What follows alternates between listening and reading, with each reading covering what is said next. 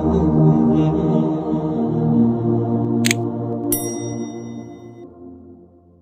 वालेकुम रहमतुल्लाहि व बरकातुहू।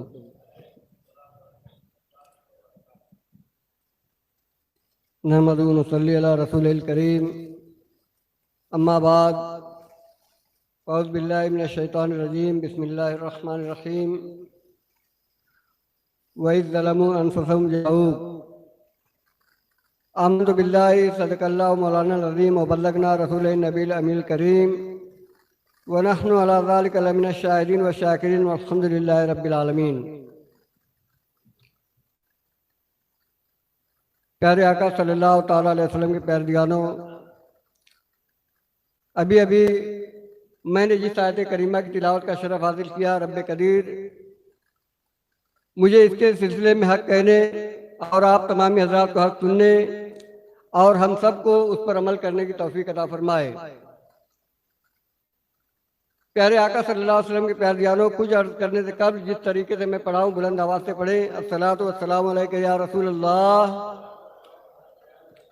अस्सलातु वस्सलामु अलैका या हबीब अल्लाह, अस्सलातु वस्सलामु अलैका या नबी अल्लाह, वाला आलिका व अस्हाबिका या नूर अल्लाह सल्लल्लाहु ताला अलैहि वसल्लम। प्यारे आका सल्लल्लाहु ताला अलैहि वसल्लम के प्यारे जानों, अय्याम हज है और पहले तो हम हाजियों के जब काफिले जाते थे तो हम उनकी बारगाह में मारूदा पेश करते थे कि आप जाना तो हमारा सलाम नबी की बारगाह में पेश कर देना। आए दिन फिर वो भले काफिले तैयबा चले,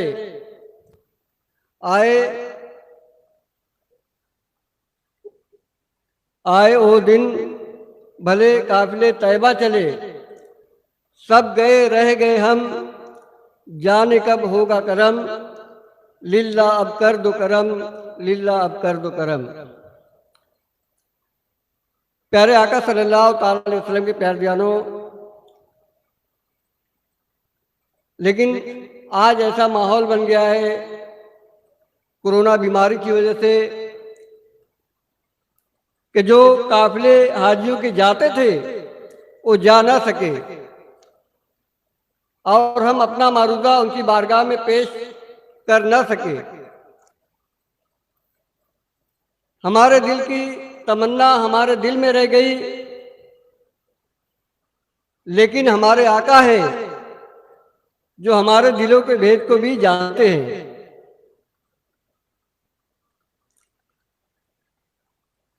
नबी करीम सल्लल्लाहु ताला अलैहि वसल्लम खुद इरशाद फरमाते हैं कि जब कोई बंदा दिल से मुझ पर सलाम पढ़ता है, दुरूद पढ़ता है, तो मैं उसके सलाम को, उसके दुरूद को खुद सुनता हूं। और कोई यूं ही पढ़ देता है तो फरिश्ते उसको थाल में सजाकर लाकर मेरी बारगाह में पेश करते हैं। तो जिसके दिल में तड़प है, जिसके दिल में दर्द है,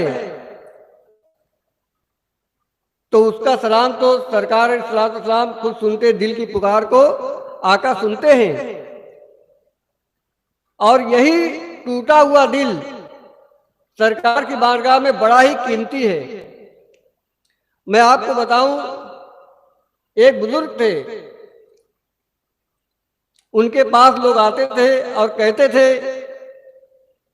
कि हमें कोई वजीफा बताइए ताकि हम ख्वाब में सरकार की ज़ियारत कर सके। वो बुजुर्ग वजीफा बताते थे और लोग जाते थे, उस पर अमल करते थे और ख्वाब में हुजूर अलैहिस्सलातु वस्सलाम का दीदार नसीब होता था।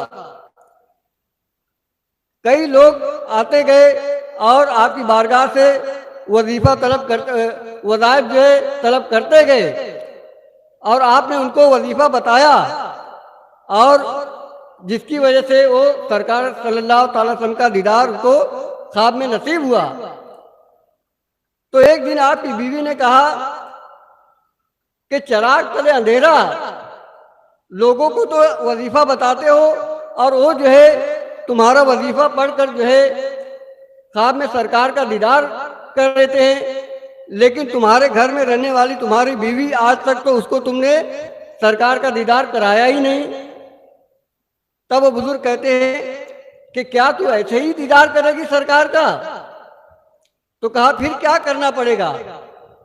तो कहते हैं कि तू सज धज के दुल्हन की तरह तैयार हो जा,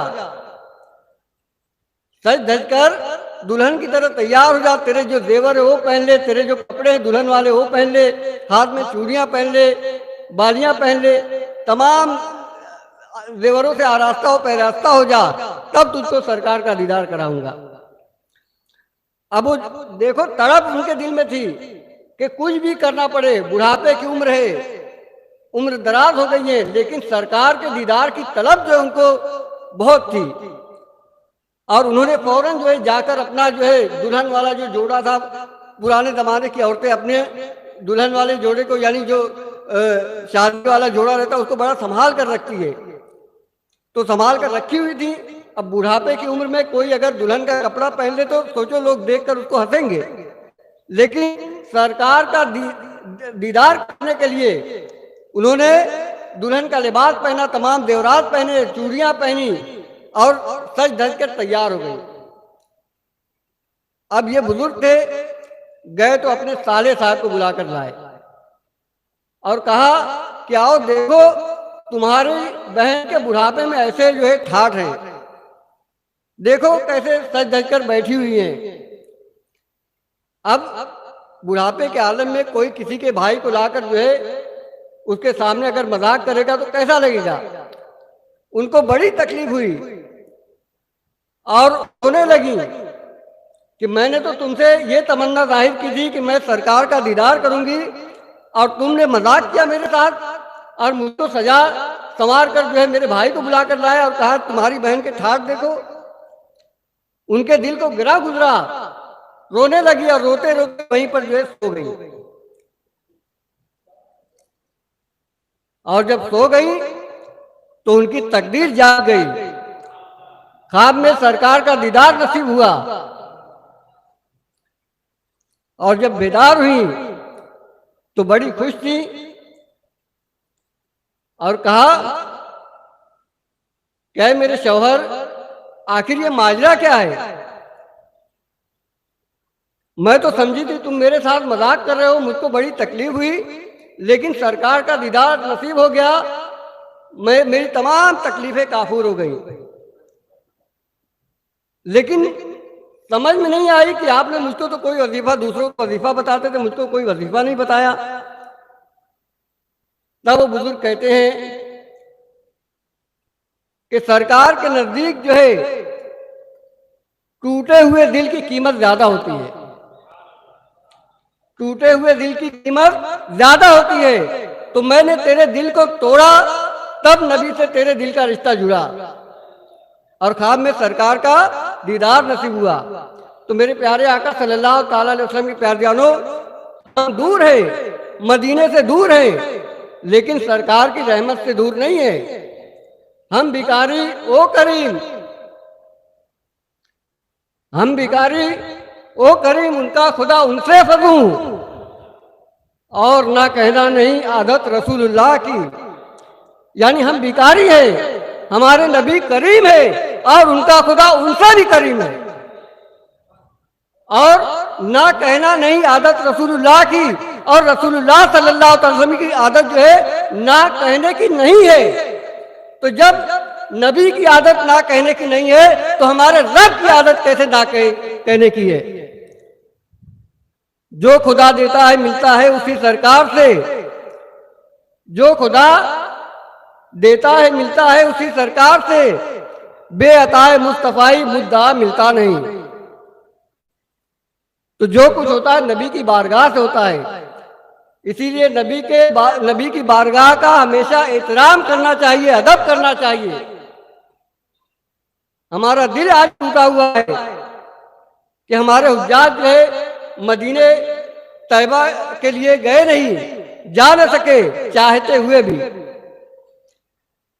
हमारे एक साथी हैं जो बरसों से उन्होंने हज का फॉर्म भी जमा किया है। हर साल उनका जो है फॉर्म रद्द हो जाता है। अल्लाह तबारक तआला से हम दुआ करते हैं कि अल्लाह तबारक तआला उनको जल्द से जल्द हज की तौफीक नसीब फरमाए। लेकिन मैं बता दूं, उनको भी मायूस नहीं होना चाहिए कि वो हर साल हो सकता है बगैर हज किए उनको सवाब मिलता हो, और अल्लाह तबारक तआला कराता है, हज का सवाब अता फरमाता है। एक वाक़े के जरिए मैं आपको बताऊं कि किस तरीके से अल्लाह तबारक तआला बगैर हज किए हज का सवाब अता फरमाता है। हजरत अब्दुल्ला इब्न मुबारक हज के लिए गए। हज के अरकान अदा करने के बाद जब तमाम अरकान अदा हो गए तो खाने काबा में एक जगह टेक लगाकर आराम फरमा रहे थे कि आपकी आंख लग गई, आप सो गए। और सोए तो क्या देखते हैं ख्वाब में कि दो फरिश्ते आपस में बातें कर रहे हैं। एक फरिश्ता कहता है दूसरे फरिश्ते से कि इस साल कितने लोगों ने हज किया? तो दूसरा फरिश्ता कहता है कि तकरीबन 6 लाख लोगों ने हज किया। तो पहला फरिश्ता पूछता है कि कितने लोगों का हज कबूल हुआ? तो दूसरा फरिश्ता कहता है कि किसी एक का भी हज कबूल नहीं हुआ। अब पहला फरिश्ता बड़ा अफसोस करता है कि 6 लाख लोगों ने हज किया और किसी का भी कबूल नहीं हुआ। तब जो है एक फरिश्ता कहता है कि दरअसल एक शख्स ऐसा था जो हज का इरादा करता था लेकिन वो हज के लिए आ ना सका, तो अल्लाह तबारक तआला ने उसके हज को कबूल फरमा लिया है और उसके सदके में तमाम 6 लाख हाजियों के हज को भी अल्लाह ताला ने कबूल फरमा लिया। तो दूसरा फरिश्ता पूछता है कि वो कौन है? कहा फला गांव का एक मोची है। फला गांव का एक मोची है, जूता चप्पल सिलने वाला शख्स है। उसके हज को अल्लाह ताला ने कबूल फरमा लिया क्योंकि वो हज का इरादा करता था लेकिन हज न कर सका। लेकिन अल्लाह ताला ने उसके हज को कबूल फरमा लिया और उसके सदके में 6 लाख हाजियों के हज को भी अल्लाह ताला ने कबूल फरमा लिया।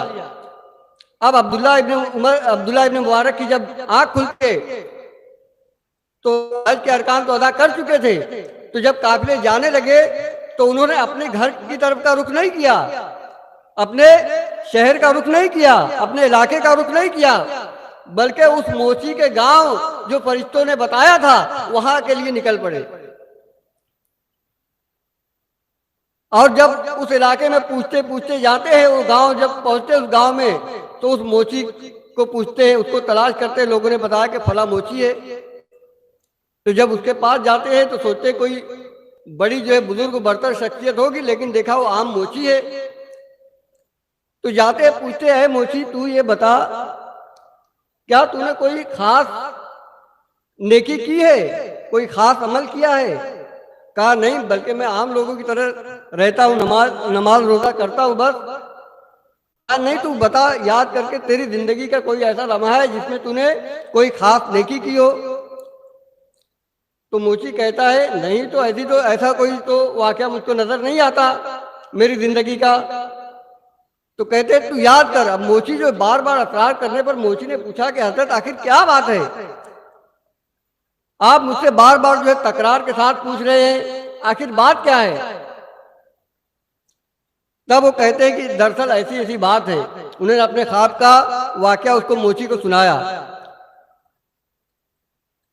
जब मोची ने फरिश्तों की बातों को सुना, यानी जो फरिश्तों ने बात की थी ख्वाब में, हजरत अब्दुल्ला इब्न मुबारक के जरिए जब सुना तो उसकी आंखों से जो है आंसू की लड़ियां बहने लगी, दारो कतार रोने लगा और कहने लगा कि अच्छा ये बात है। तब उसने अपना वाकया बयान किया। उस मोची ने अपना वाकया बयान किया कि दरअसल मैं कई बरसों से पाई पाई जमा करके हज के लिए जो चीज़ों की ज़रूरत पड़ती है, अखराजात की जो ज़रूरत पड़ती है, मैं वो जमा कर रहा था। जब मेरे पास पैसा जमा हो गया, ज़ादे राह जमा हो गया, तब मैंने हज का इरादा किया। अभी हज के लिए जो काफिला निकलने वाला था, उससे पहले मेरे पड़ोस में से सालन की खुशबू आई, सालन पकने की खुशबू आई। तो मेरे दिल में भी ख्वाहिश जागी कि ये मेरा पड़ोसी है, ये सालन पका रहा है और मैं इसका पड़ोसी हूं, मैं भी इसके सालन में से हिस्सा मांगता हूं। बेतकल्लुफ़ चला गया और कहने लगा कि ऐसा लग रहा है तुम्हारे घर से सालन की खुशबू उठ रही है, तो मुझे भी थोड़ा सा सालन दे दो, आज बड़ा दिल कर रहा है सालन खाने का। तो घर से आवाज आती अंदर से कि देखो ये तुम्हारे लायक नहीं है, तुम चले जाओ। कहा अरे ये क्या बात हुई? बोले तुम जैसा भी पकाओगे मैं भी वैसा खा लूंगा, मुझको मेरा मन कर रहा है कि मैं सालन जो है खाऊं, थोड़ा सा सिर्फ सालन दे दो। लेकिन घर वालों ने कहा नहीं, ये तुम्हारे लिए जायज नहीं है। तब इसने कहा कि आखिर क्या चीज है जो तुम्हारे लिए जायज है और मेरे लिए नाजायज है? आखिर ऐसी कौन बात किसी को बताते ही नहीं। तब कहा गया उससे कि हम कई दिनों के फाके से हैं, 3 दिन के फाके से हैं, और जो 3 दिन का भूखा प्यासा रहता है उसके लिए हराम चीज भी हलाल हो जाती है। जैसे कोई प्यासा मर रहा है, अब पानी जो है कहीं मिल नहीं रहा है, सिर्फ शराब की एक बोतल बची है, तो अपनी जान बचाने के लिए उसके लिए शराब का पीना जायज है, जान बचाने के लिए। और कोई भूखा मर रहा है तो उसके लिए हराम चीज कोई खाने वाली चीज है तो उसको खाकर अपनी जान को बचा सकता है। तो घर वालों ने कहा कि हम कई दिनों के फाके से हैं, जब हमारे पास कोई चीज खाने के लिए नहीं रह गई, अब जान बचाने के लिए हमारे लिए हराम चीज भी हमारे ऊपर हलाल हो गई। तो कचरे के ढेर पर एक मरा हुआ गधा पड़ा हुआ था, तो उसकी रान का गोश्त जो है हम काट कर ला रहे हैं, उसी को पका कर हम खाएंगे और अपनी जान बचाएंगे। अब मोची जब ये सुनता है तो रोने लगता है कि मेरा पड़ोसी कई दिनों के फाके से है और मुझे पता नहीं चला, और मैं जो है हज के इरादे से जा रहा हूं, सरकार की बारगाह में जाऊंगा हाजिरी देने, तो क्या मुंह दिखाऊंगा? जितना भी ज्यादा सफर था लाकर जो है दे दिया और कहने लगा कि देखो मेरे पास जो कुछ भी था मैंने लाकर दे दिया आपको, अब इसमें से जो भी चाहो खर्च करो और कभी जरूरत पड़े तो मुझे बता देना। और फिर मैंने उसके बाद जाने का इरादा छोड़ दिया, हज के लिए का इरादा छोड़ दिया, क्योंकि मेरे पास जमा पूंजी खत्म हो गई, तो अब मेरे ऊपर हज भी फर्ज नहीं रहा, तो मैंने हज का इरादा तर्क कर दिया। तब अब्दुल्ला इब्न मुबारक ने कहा कि बेशक तेरा यही वो अमल है जो सरकार की बारगाह में कबूल हुआ, अल्लाह की बारगाह में कबूल हुआ, और तेरे हज को अल्लाह ताला ने कबूल कर लिया, तेरे सदके में 6 लाख हाजियों के हज को भी कबूल कर लिया। तो जो लोग जा नहीं सकते तो दिल में तड़प उनके अगर है तो बेशक उनको हज का सवाब मिलता रहेगा। और एक शख्स है मर्द असलमी नाम का एक शख्स, जो हज के इरादे के लिए उसने रकम जमा की, पैसे जमा किए। जब काफिले जाने लगे तब इसने काफिले वालों से कहा कि देखो जब काफिला जाएगा तो मुझको भी तुम बता देना, मैं भी हज के अखराजात को जमा कर लिया है, ज़ादे राह मैंने जमा कर लिया है, मैं भी तुम्हारे साथ हज के लिए जाऊंगा। अब लोगों को ताज्जुब हुआ कि ये शख्स बड़ा कंजूस है, ये कैसे हज को जाएगा, लेकिन उसने कह दिया था कि मैं हज के लिए जाऊंगा, मैंने पाई पाई करके जमा किया है, हज के अखराजात को मैंने जमा कर लिया है। बहरहाल अभी काफिला जाने वाला था। ये शख्स जा रहा था, रास्ते में देखा कि कचरे पर के ढेर पर एक छोटी सी नन्ही सी बच्ची कचरे में के ढेर में कुछ तलाश की और उसको अपने बगल में छुपाकर अपने घर के अंदर भाग गई। अब ये मर्द असलमी, इसको बड़ा ताज्जुब हुआ कि कचरे की ढेर में आखिर क्या चीज थी जो ये बच्ची अपने बगल में दबाकर अपने घर में भागी है। तो ये जाता है, दरवाजा खटखटाता है, आवाज आती है, क्या बात है? कहा तुम्हारी बच्ची जो है कचरे के ढेर में से कोई चीज लेकर गई है, कहीं ऐसा ना हो उसके लिए नुकसानदेह हो या तुम्हारे लिए कोई नुकसान दे चीज हो, तो इसलिए मैं पूछ रहा हूं आखिर क्या चीज वो लेकर गई है। तो अंदर से आवाज आती है, तुम जाओ, ये तुम्हारे लिए जानना कोई जरूरी नहीं है, तुम यहां से जाओ। अब उसको और हैरत हुई, कहा अरे मुझे बता दोगे तो मुझको इत्मीनान हो जाएगा, वरना मेरे दिल में बेचैनी रहेगी कि आखिर बच्ची ने क्या चीज जो है कचरे के ढेर पर से ले गई, मेरा दिल बेचैन रहेगा, तुम उसको बता दो। बहरहाल बड़ा तकरार करता है, बड़ा असरार करता है। तो उसकी माँ, बच्ची की माँ कहती है, देखो हम सैयद ज़ादे हैं, हम आले रसूल हैं, सैयद घराने के लोग हैं और हम कई दिनों के फाके से हैं। हमें दूसरों के आगे हाथ फैलाते हुए शर्म आती है, किसी से मांग नहीं सकते, इसलिए ये बच्ची कचरे के ढेर में एक मरी हुई चिड़िया पड़ी हुई थी, उस चिड़िया को ये बच्ची उठाकर लाई है। अब इसको पकाकर हम आले रसूल के घर वाले भूखे और प्यासे हैं और मैं हज के लिए जाऊंगा, सरकार की बारगाह में क्या जवाब दूंगा।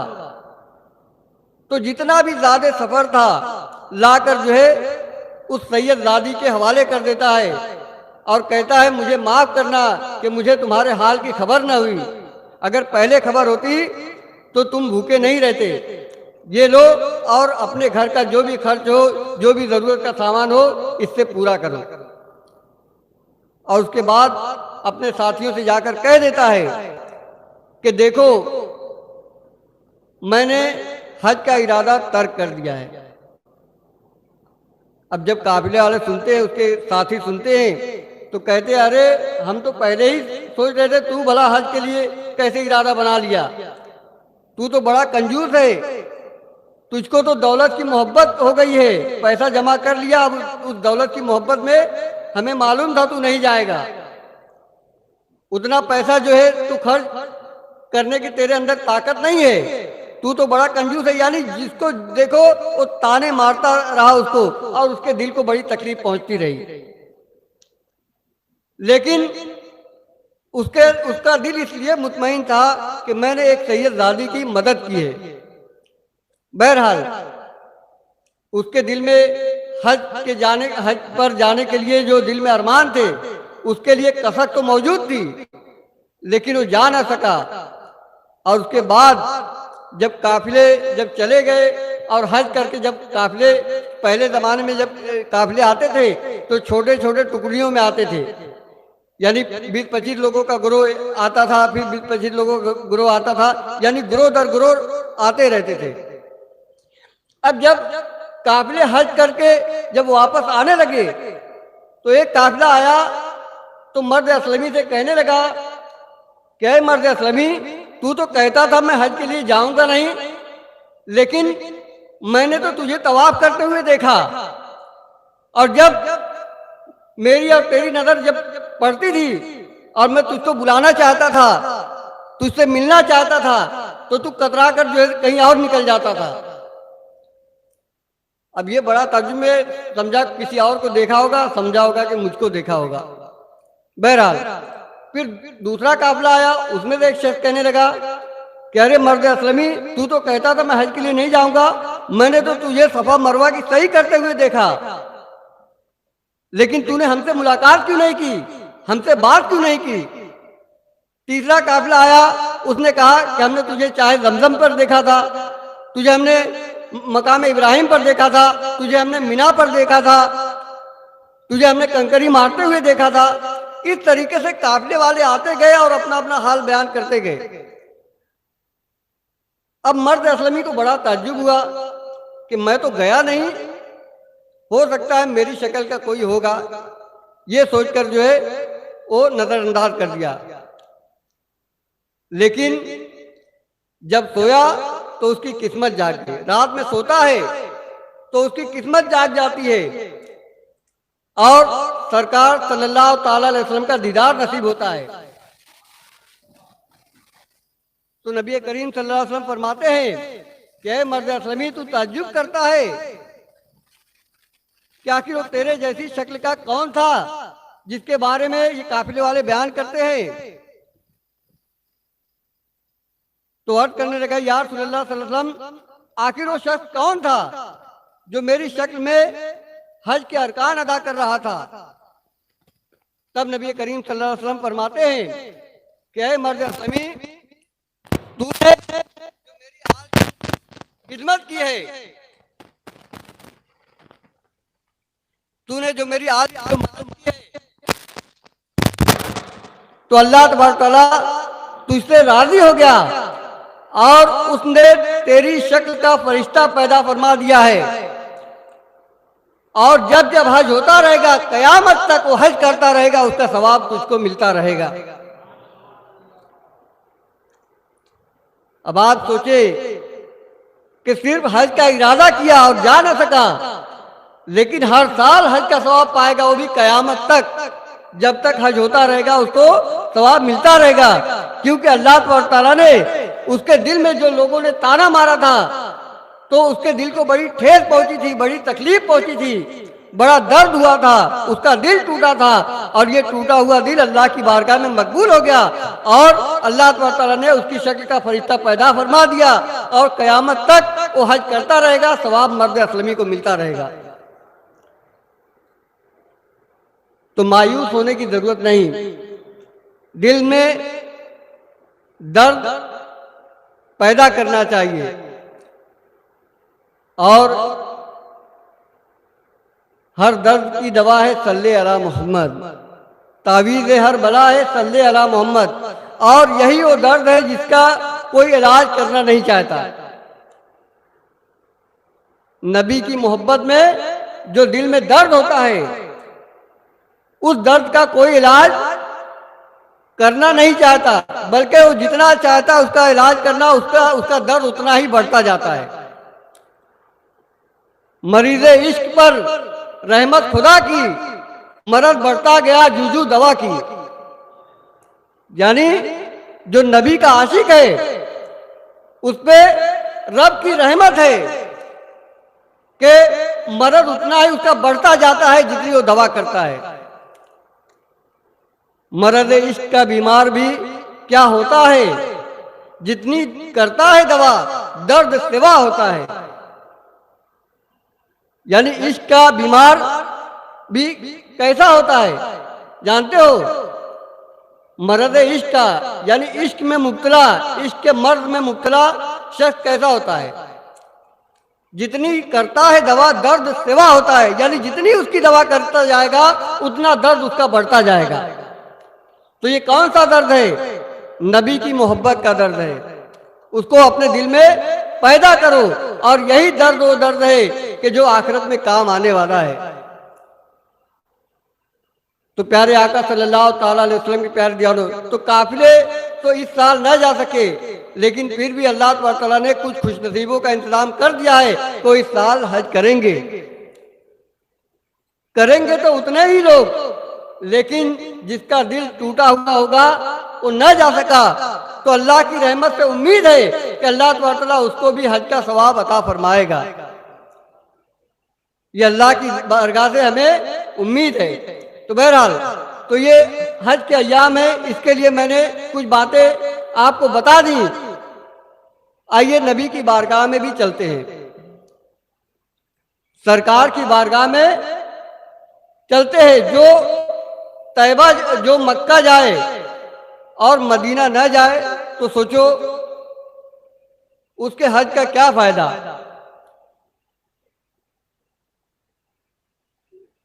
एक बुजुर्ग थे सैयदना गौसे ग्वालियरी रहमतुल्लाह अलैह, इनका एक मुरीद था, उसने कहा कि हजरत हज के लिए काफिले जा रहे हैं, मुझे इजाजत दीजिए कि मैं हज कर सकूं। तो आपने मना किया, सैयदा गौस ग्वालियरी रहमतुल्लाह अलैह ने मना किया कि मत जा। कहा हजरत बड़ी तमन्ना है, काफिले हमारे इलाके से जा रहे हैं, मैं सोच रहा हूँ उनके साथ मैं चला जाऊं, आप इजाजत देंगे तो मैं जाऊंगा। तो उन्होंने कहा मत जा। कहा हुजूर इजाजत दीजिए। तो जब देखा कि इसके दिल में बड़ी तमन्ना है तो कहा ठीक है, जाना, हज के अरकान अदा करना, वापस चले आना, मदीने मत जाना। कहा हुजूर ये सीना लेकर जाऊं और मदीना ना जाऊं तो कैसा लगेगा। तो अब दीवाने की तरफ जब देखा, सैयदा गौस ग्वालियरी रहमतुल्लाह अलैह ने कहा ठीक है, वहां जाना तो किसी को तकलीफ मत देना, वहां के जानवरों को भी कोई तकलीफ मत देना। उसने वादा किया कि हुजूर आप जैसा कहेंगे वैसा ही करूंगा, वहां के जानवर को भी कोई तकलीफ नहीं पहुंचाऊंगा। और वादा करके अपने पीर साहब से वो चला गया। हज के अरकान अदा करने के बाद जब मदीने की ज़ियारत के लिए गया, वहां पर जो है दीवानों की भीड़ थी, दीवानों का मजमा था। अब वहां पर किसी सूडानी जो लहीम शहीम होते हैं उससे धक्का लगा और ये जो है दुबला पतला मुरीद था और एक जो है कुत्ते के ऊपर गिर गया। कुत्ते को चोट आई और वो जो है चीखता हुआ भागा। अब मुरीद जो है उसको ढूंढने लगा कि कुत्ता अगर मिले तो अगर उसको कहीं जख्म आया हो तो उसका इलाज कर सकूं, लेकिन वो कुत्ता कहीं नहीं मिला। अब बहरहाल ये जब काफिला वापस आया तो आया अपनी पीर साहब की बारगाह में अर्ज करने लगा कि हुजूर मैंने हज के अरकान अदा कर लिए, सरकार की बारगाह से वहाँ की ज़ियारत करके मैं आ चुका हूँ। तो कहा किसी को तकलीफ तो नहीं दिया ना। कहा हुजूर जानबूझकर तो मैंने किसी को तकलीफ नहीं पहुंचाया, हाँ एक मरतबा धक्का, एक सूडानी से धक्का लगा और मैं कुत्ते के ऊपर गिर गया, उसको जख्म आया, मैंने उसको बहुत तलाश किया कि मिल जाए तो मैं उसका इलाज कर सकूं, लेकिन वो नहीं मिला। तब सैयदा गौस ग्वालियरी रहमतुल्लाह अलैह ने अपने कुर्ते को उतारा तो मुरीद ने देखा कि आपके पीठ पर जख्म है। तो पूछा हजरत ये जख्म कैसे लगा। तब वो सैयदा गौस ग्वालियरी रहमतुल्लाह अलैह कहते हैं कि मदीने में जिस कुत्ते के ऊपर तू गिरा था वो कुत्ता मैं हूं। जिस कुत्ते के ऊपर तू गिरा था वो कुत्ता मैं हूं। यानी सरकार की बारगाह में जाने के बाद जो बुजुर्गान दीन है इतनी इनकिसारी इख्तियार करते हैं, इतनी इनकिसारी इख्तियार करते हैं कि कुत्ते की शक्ल में जो है वहां पर हाजिरी देते हैं। आला हज़रत फरमाते हैं कोई क्यों पूछे तेरी बात रजा, तुझसे कुत्ते हजार फिरते हैं। ये जो है अदब का मकाम है, सरकार की बारगाह का ये अदब है। फरमाते आला हज़रत खूब आंखों से लगाया है गिलाफे काबा, खूब आंखों से लगाया है गिलाफे काबा, टोपी अब थाम के खाके दरे वाला देखो। यानी सरकार की बारगाह में आए हो तो अपनी टोपी को थाम कर जो है, जो सरकार का दर है, सरकार की चौखट है, उसको अपनी टोपी थाम कर देखो कहीं तुम्हारी टोपी न गिर जाए। अब यहाँ पर दो मानी में इस्तेमाल होते हैं टोपी थामने के। एक आदमी जब नीचे झुकता है तब टोपी थामता है ना। कोई चीज नीचे गिरी है उसको उठाने के लिए झुका या उसको चूमने के लिए झुका तो टोपी गिर जाती है। तो सरकार की बारगाह में जो जाते हैं तो सरकार की चौखट को चूमने में तुम्हारी टोपी न गिर जाए, टोपी अब थाम के खाके दरे वाला देखो, नबी के चौखट की खाक को जो है टोपी थाम के देखो। एक ये मानी। और दूसरे मानी ये कि सरकार के जो कदमों की धूल है जिसके ताल्लुक से आला हज़रत फरमाते हैं कि जर्रे झड़कर तेरी पैदारों के ताज सर बनते हैं सैयारों के। यानी हुजूर सल्लल्लाहु अलैहि वसल्लम के पैर की धूल जो है जब झड़ती है तो सितारों का ताज बनती है। तो वहां की चौखट की धूल जो है सितारों का ताज है। अब सितारों को देखने के लिए जब तुम अपने सर को उठाओगे तो कहीं टोपी तुम्हारी गिर न जाए। तो आला हज़रत इसी को फरमाते हैं कि टोपी अब थाम के खाके दरे वाला देखो। सरकार के दर की खाक जो है उसको देखना है तो अपनी टोपी थाम के देखो।